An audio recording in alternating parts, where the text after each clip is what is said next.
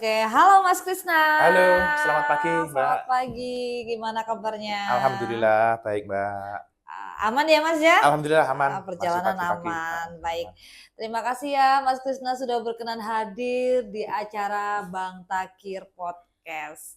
Oke, kali ini kita langsung to the point aja ya Mas ya. Iya, mangga. Oke, baik sahabat Bang Takir, Mas Krisna ini adalah yang membuat pupuk organik Betul. sekaligus pemakai dari pupuk organik. Oke, Mas bisa dijelaskan nggak apa sih pupuk organik itu? Ya, sebenarnya pupuk organik ini sudah lama dipakai atau dikenal oleh petani kita, petani Indonesia Mhm. khususnya pada umumnya.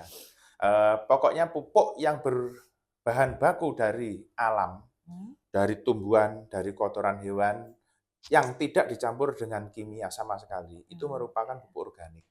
Banyak mmm. sekali macamnya dan para petani juga sudah mempunyai masing-masing pupuk organik yang mereka yakini, seperti itu. Jadi pupuk organik ini memang sudah ada sejak lama di Indonesia.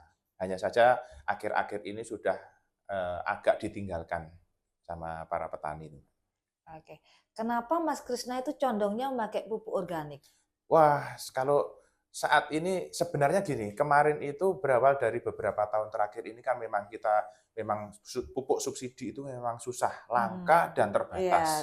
dengar-dengar Nah, sih seperti itu. ya betul, langka dan Oke. terbatas. Oleh karena itu saya berpikiran, bagaimana kalau kita menggunakan pupuk organik. Dan kebanyakan petani itu nggak mau menggunakan pupuk organik karena apa? Setelah digunakan banyak rumputnya, banyak ininya, bla bla bla bla seperti itu. Karena Mmm. ya memang hanya pupuk dari kandang ditaruh di, lahan, cuma gitu saja. Makanya nggak maksimal. Nah, padahal pupuk organik ini banyak sekali manfaatnya, Manfaatnya betul. gitu. Bisa bisa melindungi mikroorganisme yang Mungkin orang-orang tumbuh, saat ini tuh ngertinya, demi kemajuan ya, betul, kemajuan pada tren, pakai betul, pupuk kimia, iya sedangkan betul. di sekelilingnya itu Sud lebih sudah gimana banyak ya, tersedia, heeh, sudah banyak sudah banyak tersedia, tersedia. tinggal kita gimana cara memanfaatkannya, Iya, mengolahnya, seperti iya. itu ya, Mas, Sudah ya? ramah lingkungan, Mhm, murah, mudah iya. didapat, Masih belum yakin mungkin ya? ya mungkin seperti itu. Ya, Baik Mas Krisna, ya. pupuk organik apa sih yang Mas Krisna buat saat ini? Ya, saat ini saya cenderung menggunakan, eee, komposisi utamanya kotoran kelelawar, Mbak. Kotoran Ya, karena kelelawar. kalau setelah kita baca-baca artikel-artikel yang Mhm, ada di, media sosial dan lain sebagainya, itu memang, kandungan NPK dari kelelawar ini sangat tinggi. Kalau kita mmm, bandingkan dengan kotoran sapi, misalkan, itu N-nya itu hanya 2, fosfatnya hanya 2, kaliumnya mmm, hanya 2,5. mhm, Kambing itu nitrogennya 4, fosfatnya itu 1,5. mmm. Terus kaliumnya itu sekitar 3,5. Ayam itu hanya rata-rata 1 NPK-nya Oh, itu. Nah tambah kalau sedikit heeh, ya? kalau kelelawar itu rata-rata di atas 7% Mmm, untuk nitrogen, kaliumnya 8%, dan fosfatnya itu memang agak rendah yaitu 1,5. Tapi, enggak hanya itu saja karena itu hanya bahan pokoknya saja. jadi Mas Krisna ini sebelum membuat ini udah baca-baca artikel, Betul, pengetahuan heeh. gitu ya, Mas, Iya, ya? betul. Oke. Eee, Mas Krisna kelelawar itu kan susah ya? Iya. Mas Krisna carinya di mana gitu? Iya, kelelawar itu cenderung di gua-gua seperti itu, Mbak, di Jadi gua-gua, rumahnya di Mas pinggir Krisna laut. deket goa gitu Enggak ya? juga, ya jadi kan Enggak? kita lihat-lihat contohnya seperti kalau di Lamongan ini di Puncak Wangi, Babat itu ada gua. Di situ Jauh. juga ada, koloni kelelawar di situ, itu ada di situ, Mmm. ada, kita beli di situ ada. Oh, jadi beli juga? Ya seperti Mmm. di, Galek, Ponorogo, Tulungagung itu juga banyak gua-gua, itu banyak Di Pacitan kelelawar lebih itu. banyak lagi, Iya, Mas. iya betul, Pacitan itu ya. Oke, oke, terus tadi kan, Mas Krisna menggunakan kelelawar ya Mhm, sebagai bahannya. bahan pokok. Itu di-mix dengan apa, Mas? Ya, banyak sekali. Kalau NPK-nya kita memang menggunakan kelelawar, kadang-kadang kita campur dengan, tepung ikan. Tepung Untuk ikan? ya, Oh, zat gitu. pengatur tubuhnya zat pengatur tumbuh kita menggunakan lidah buaya, gedebok pisang, kecambah, bahkan tempe. Terus Mmm, untuk yang pestisidanya, fungisidanya, kita menggunakan kunyit, menggunakan, eee, bawang putih, menggunakan daun pepaya, daun mahoni, daun mimba, seperti itu. Nanti kita mix, setelah itu kita fermentasi, paling cepat mungkin 2 atau 3 minggu sudah bisa digunakan. Oke. Baik, untuk sobat Bang Takir nih, daripada, bingung ya, kan sekarang, pupuk subsidi ya, Mas, ya, Iya, tadi itu kan susah iya, carinya. susah Lebih baik, terbatas. sahabat Bang Takir yang menggemari di bidang pertanian, bisalah mencontoh sosok seorang Serda Krisna ini dalam pembuatan pupuk Organik. organik. Sedangkan bahan-bahannya itu nggak susah Nggak ya, Mas, susah, ya. betul. Di sekeliling kita itu sebenarnya ada, Ada. kayak contohnya kotoran sapi, kotoran kambing itu kan banyak. Mhm. Bisa kalau kita emang mau bergerak, mau mencari tahu caranya, mungkin mau gimana Mas ya, seperti mudahlah, Iya, pokoknya caranya itu sangat mudah sangat dan mudah. bahan-bahannya itu di Iya, sekeliling kita itu semuanya ada sebenarnya itu Mas ya. iya. Contohnya tadi kayak, eee, tempe, kecambah kayak gitu Ada Mas semua, ya, ada heeh. semua. Mungkin kalau lebih detailnya cara pembuatannya bisa langsung menghubungi Mas Krisna langsung, bisa kasih tahu untuk itu Mas nanti biar sahabat Bang Takir ini bisa mengenal atau tanya-tanya ke Mas Krisna, contohnya seperti nomor WA, mungkin di Facebook cara pembuatannya Mas Krisna sudah buat belum? Oh, saya belum, karena ini kan seperti saya buat kalangan terbatas dulu. Nah, setelah Mhm. itu nanti kalau memang kita sudah, apa namanya, sudah menurut kita sudah baik, sudah ini, nah mungkin baru kita nanti Oke. publikasikan. Tapi selama ini Mas Krisna saat menggunakan pupuk organik itu gimana hasilnya, Mas? Kalau hasilnya juga sebenarnya hampir hampir sama sih, imbang-imbang saja. Hanya Mmm, saja kan hasil kimia sama hasil organik itu kan beda. Yang di perbedaannya? contohnya lebih pulen, lebih enak misalkan padinya Oh itu. itu yang organik ya? Iya, yang Oh organik dan lebih lebih mahal kalau mau pulen. tahu, lebih mahal. Oh kalau penjualannya lebih mahal gitu ya? Sebenarnya gitu, tapi kan kita biasanya kita gunakan sendiri kalau yang pakai organik. Mmm, Mas Krisna ini menggunakan pupuk organik ini untuk tanaman apa? Sebenarnya organik ini seluruh tanaman bisa, cuma kalau saya gunakan sebagai tanaman padi dan hortikultura. Kadang-kadang saya di Mmm, pematang apa itu saya nanam seperti, cabe, seperti mhm. tomat, seperti itu bisa, jagung Jadi pun di juga bisa. keliling Mas Krisna di rumah ini ya, banyak tanaman-tanaman gitu ya? Jadi kalau nggak punya Bisa. cabe tinggal metik Iya, sendiri gitu ya? betul.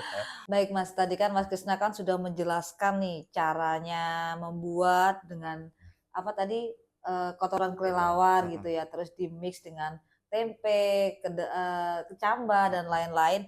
Untuk cara pengaplikasinya nih, iya, cara apa, pemakaiannya, mengaplikasikannya ya, heeh, pemakaiannya pemakaiannya, iya. di tanaman itu seperti apa Iya, Mas? untuk hasil yang maksimal kalau saya kan membuat 2 Mbak, yang Mhm, padat juga saya buat, cair juga buat. Nah, padat mmm, ini untuk apa? Padat ini untuk dasar di permukaan tanah itu. iya Sebelum di kita tanam atasnya itu, kita gitu, kasih dulu untuk heeh, penyediaan makanan lah misalkan, oke. seperti itu. Terus untuk yang cair ini kita semprot sekitar 1 minggu atau 10 hari sekali nggak apa-apa, selama Mmm, selama masa pertumbuhan sampai dengan masa bunting yang sudah mau mhm. keluar malaya seperti itu. Ini jadi mengaplikasikannya saat ini Mas Krisna di tanaman padi ya? Padi sama hortikultura. Oke. Kalau padi nih Mas, masa panennya itu berapa lama sih? Padi itu sekarang beraneka ragam. Ada yang kalau rata-rata itu 85 hari, 90 hari. 3 Ada yang bulan gitu 65, ya Mas iya 3 ya? bulan Oke. lah kurang lebih. Selama 3 bulan itu penyemprotannya itu berapa kali Mas? Pokoknya sampai dengan keluar maleh sudah tinggal nunggu panen gitu aja. Jadi kalau sebelum keluar maleh inilah yang harus kita, semprot, kita rawat Mmm, benar-benar mhm agar peranakannya banyak, pertumbuhannya normal, dan nanti matang mengeluarkan maleh mhm. yang sempurna. Setelah itu Mmm, udah kan di dalam tanah tadi sudah tersedia juga dari pupuk oh, yang oke. padat tadi, seperti itu. Selama menggunakan pupuk organik nih, Mas Krisna sudah panen berapa kali Mas? Kalau saya menggunakan ini sekitar masih 2 kali panen, 2 kali panen 2 dan kali panen. hasilnya memang Hasilnya pun sudah juga terbukti ya Mas iya, ya? tidak ada penurunan, dan Tambah peningkatan betul gitu? peningkatan dan ada Mmm, yang istimewa lagi kita menggunakan pupuk organik itu. Tanaman yang keistimewaannya? menggunakan pupuk organik ini agak tahan bukan kok tahan sekali nggak, agak tahan dengan penyakit. Di Gitu. kanan kirinya kena penyakit, kita agak tahan. Biarpun Hmm. ada, cuma sedikit. Sekarang mau tanya nih Mhm. Mas, ini kan banyak ya keluhan-keluhan para petani saat menggunakan segini Mas, maksudnya itu banyak hama, Mhm. terus kemudian kayak banyak tikus kayak gitu. Mhm. Emang kalau menggunakan pupuk organik tidak ada seperti itu Mas? Tetap ada, tapi kalau misalkan, seperti penyakit seperti itu Mhm. minim. Jadi nggak seperti yang kimia itu, Mbak. Jadi Gitu. seperti jamur apa itu, di situ itu nggak terlalu disukai. Apalagi kalau kita menggunakan kotoran kambing atau kelinci, kelinci seperti itu tuh hama itu seperti tikus itu takut, Oh, seperti itu, kalau pakai iya. kotoran kelinci lebih lebih Tapi saya aman lagi gitu. belum membuat, tapi kalau kita baca-baca seperti itu. Jadi lebih aman serangan penyakit. Kalau tikus, burung itu kan memang ya hidupnya di atas dan makanannya kan seperti itu. Makanya Mhm. kita menggunakan apa namanya, pupuk organik ya tetap dapat, hanya saja apa namanya, minim gitu, Mbak. Kenapa Mas Krisna nggak pakai pupuk dari kelinci aja? Kita Kan coba katanya ganti tadi dulu. lebih aman. Betul, heeh. Kenapa Kalau kok pakai kelelawar? Kan kelelawar tambah susah nih. Kalau iya, kelinci kan masih ada lah di lingkungan kita nggak yang ada sekarang, agak oh susah nggak ada gitu, ya? iya. Itu ada di Oh beberapa gitu. daerah seperti di Malang apa itu. Ya kalau di Malang kan banyak memang ya. Banyak, itu dia. Baik Mas. Mhm, Jadi untuk harapan Mas mhm, Krisna ke depan nih heeh. untuk pupuk organik ini seperti apa Mas? Karena bertani ini kan berkesinambungan, berkelanjutan untuk Mhm, menjaga negara.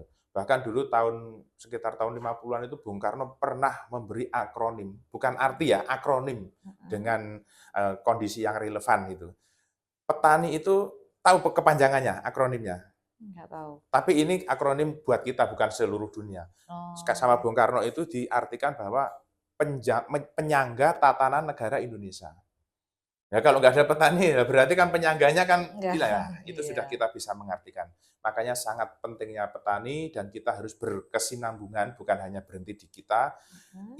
Inilah yang saya harapkan pupuk organik ini kita budayakan lagi. Untuk apa? Untuk menjaga tanah, untuk menjaga kandungan mikroorganisme, kandungan hara yang ada di tanah ini Betul tetap sekali. terjaga. Jangan sampai nanti tanah rusak, terus ditanami akhirnya tidak panen seperti itu. Mhm. Kalau kita menggunakan organik, insya Allah tanah juga terjaga. Jadi saat ini Gitu. kita gimana caranya kita membudidayakan pupuk organik ya Mhm. untuk kedepannya biar eh, tanah di mana ya Pertanian, di pertanian pertanian, itu iya. tambah subur seperti Betul, itu ya Mas terjaga ya kesuburannya. terjaga kejarannya. Oke baik. Baik terima kasih untuk Mas Krisna yang sudah memberikan wawasan tentang pengetahuan pupuk organik. Oke, terima kasih ya Mas Krisna. Sama-sama, Mbak, Sampai sama-sama. jumpa di episode selanjutnya. Bye bye.